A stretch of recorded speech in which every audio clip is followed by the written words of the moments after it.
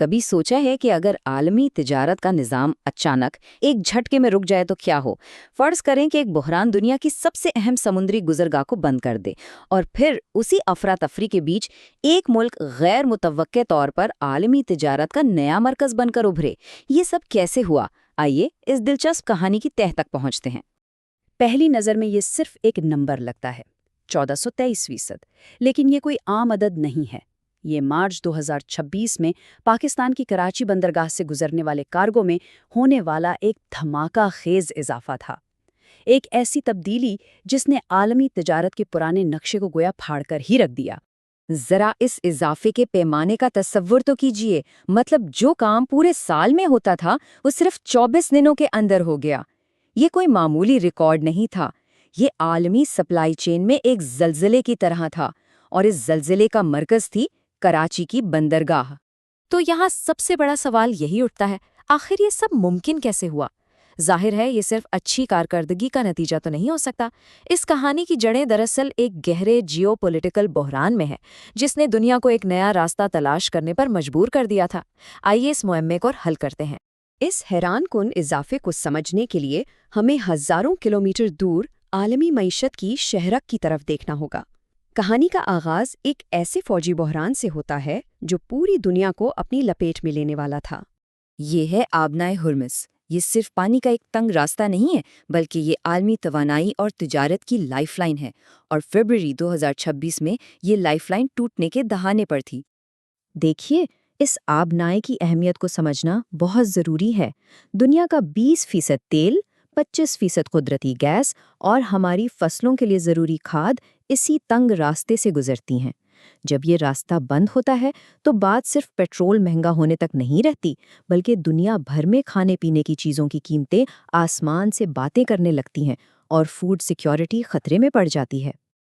یہ بحران بہت تیزی سے پھیلا۔ 28 فروری کو حملوں کے بعد ایران نے آبنائی کو بند تو کر دیا، لیکن اصل دھچکا 5 مارچ کو لگا، جب دنیا کی بڑی انشورنس کمپنیوں نے کوریج دینے سے صاف انکار کر دیا۔ تو یہ راستہ تجارتی جہازوں کے لیے ایک نو گو زون بن گیا۔ بھلا کون سی کمپنی اربوں ڈالر کا سامان بغیر انشورنس کے خطرے میں ڈالے گی؟ تو جب دنیا کی سب سے اہم تجارتی شاہراہ بند ہو جائے تو کیا ہوتا ہے؟ سیدھی سی بات ہے، افراتفری۔ عالمی شپنگ انڈسٹری کو فوری طور پر ایسے متبادل کی تلاش تھی جس کا پہلے شاید کسی نے تصور بھی نہیں کیا تھا۔ یہ ایک پرفیکٹ سٹارم جیسا تھا۔ نہ صرف آبنائے ہرمز بند ہوا، بلکہ بحریہ احمر میں بھی خطرات بڑھ گئے۔ تاریخ میں پہلی بار مشرق وسطیٰ سے نکلنے والے دونوں اہم تجارتی راستے ایک ساتھ بند تھے۔ کمپنیوں کے پاس افریقہ کے گرد طویل، مہنگا اور وقت ضائع کرنے والا چکر کاٹنے کے علاوہ کوئی چارہ ہی نہیں بچا تھا۔ اور جب بات پیسوں کی آتی ہے تو شپنگ کمپنیوں نے فوراً جنگ کے خطرے کے نام پر اضافی سرچارج لگا دیے۔ ایک عام کنٹینر پر $1500 اور فریج والے یا خاص سامان والے کنٹینر پر $3500 کا اضافی خرچ۔ یہ سارا بوجھ بالآخر پوری دنیا کے عام صارفین پر پڑنا تھا۔ لیکن کہتے ہیں نا کہ ہر بحران اپنے ساتھ ایک موقع بھی لاتا ہے۔ اس عالمی افراتفری نے ایک ایسے ملک کے لیے دروازہ کھول دیا جو شاید انجانے میں ہی اس لمحے کی تیاری کئی سالوں سے کر رہا تھا۔ دیکھیے، شپنگ کمپنیوں کو صرف ایک متبادل راستہ نہیں چاہیے تھا، انہیں ایک محفوظ ٹھکانہ چاہیے تھا، ایک ایسی جگہ جہاں وہ اپنے جہازوں کو لنگر انداز کر سکیں، اپنا کارگو اتار سکیں اور اسے آگے بھیج سکیں بغیر کسی فوجی خطرے اور انشورنس کی منسوخی کے ڈر کے۔ تو پوری دنیا کی نظریں پاکستان پر آ کر کیوں رکیں؟ 3 بڑی وجوہات نے مل کر یہ ممکن بنایا۔ پہلا، اس کا محفوظ جغرافیائی محل و وقوع۔ دوسرا، سی پیک کے تحت بنایا گیا جدید انفراسٹرکچر جو اس موقع کے لیے بالکل تیار تھا۔ اور تیسرا، حکومت کی تیز رفتار پالیسی جس نے بیوروکریسی کی رکاوٹوں کو ہٹا کر اس موقع کو حقیقت کا روپ دیا۔ آئیے ذرا تفصیل میں جاتے ہیں اور دیکھتے ہیں کہ پاکستان کی طویل مدتی منصوبہ بندی کیسے ایک عالمی بحران کے لمحے سے بالکل ہم آہنگ ہو گئی۔ یہ قسمت سے زیادہ ایک سوچی سمجھی حکمت عملی کا معاملہ تھا۔ اس ساری صورتحال کو سمجھنے کے لیے جیو اکونامکس کی اصطلاح بہت اہم ہے۔ اس کا سادہ مطلب ہے اقتصادی طاقت کو جغرافیائی اور سیاسی مقاصد کے لیے استعمال کرنا۔ سڑکیں، بندرگاہیں اور پائپ لائنیں صرف تجارت کے لیے نہیں ہوتی، بلکہ یہ قومی سلامتی اور عالمی اثر و رسوخ بڑھانے کے اوزار بھی بن سکتی ہیں۔ سی پیک جس پر 62 ارب ڈالر کی لاگت آئی، وہ صرف سڑکوں اور بندرگاہوں کا منصوبہ نہیں تھا، یہ ایک ایسی دور اندیش جیو اکنامک حکمت عملی تھی جسے خاص طور پر ایسے بحرانوں سے نمٹنے کے لیے ڈیزائن کیا گیا تھا جہاں آبنائے ملاکا یا ہرمز جیسے روایتی راستے ناقابل استعمال ہو جائیں۔ اور ذرا یہ موازنہ دیکھیے تو صاف پتہ چلتا ہے کہ یہ منصوبہ کتنا بڑا فرق پیدا کرتا ہے۔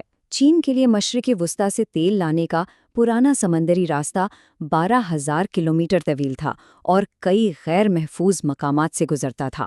گوادر اور سی پیک کے ذریعے یہ فاصلہ کم ہو کر صرف 2,395 کلومیٹر رہ جاتا ہے۔ یہ نہ صرف وقت اور پیسہ بچاتا ہے بلکہ توانائی کی حفاظت کی ضمانت بھی دیتا ہے۔ تو کہانی بالکل سیدھی ہے۔ سی پیک نے دہائیوں کی سرمایہ کاری سے بنیاد رکھی، ہرمز کے بحران نے ایک فوری ضرورت پیدا کی اور پاکستان نے اس ضرورت کو پورا کرنے کے لیے اپنے تیار انفراسٹرکچر کے دروازے کھول دیے۔ اس ساری تبدیلی کے طویل مدتی اثرات کیا ہو سکتے ہیں؟ کیا ہم واقعی عالمی تجارت کے نقشے کو دوبارہ بنتے ہوئے دیکھ رہے ہیں؟ یہ وہ سوال ہے جو اب ہر کوئی پوچھ رہا ہے۔ تو سوال یہ ہے کہ کیا یہ تبدیلی عارضی ہے؟ کچھ ماہرین کا خیال ہے کہ جیسے ہی بحران ختم ہوگا، تجارت پرانے راستوں پر لوٹ آئے گی، لیکن بہت سے لوگ یہ مانتے ہیں کہ یہ تبدیلی مستقل ہے۔ کمپنیاں اب سمجھ چکی ہیں کہ صرف ایک ہی راستے پر انحصار کرنا کتنا خطرناک ہو سکتا ہے۔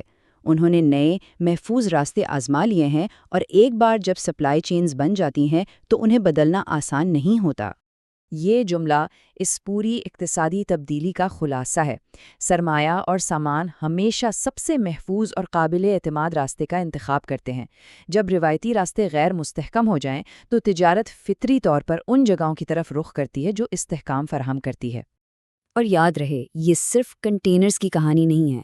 آبنائے ہرمز کی بندش توانائی کی قلت پیدا کرتی ہے جس سے کھاد کی پیداوار رک جاتی ہے اور اس کا سیدھا اثر عالمی خوراک کی قیمتوں پر پڑتا ہے۔ یہ ایک ایسا زنجیری رد عمل ہے جس کی سب سے بھاری قیمت دنیا کے غریب ترین ممالک ادا کرتے ہیں۔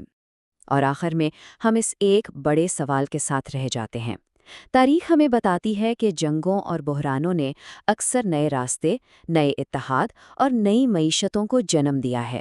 شاید 2026 کا ہرمز بحران بھی تاریخ میں ایک ایسے ہی موڑ کے طور پر یاد رکھا جائے گا جس نے عالمی تجارت کا رخ ہمیشہ کے لیے بدل دیا۔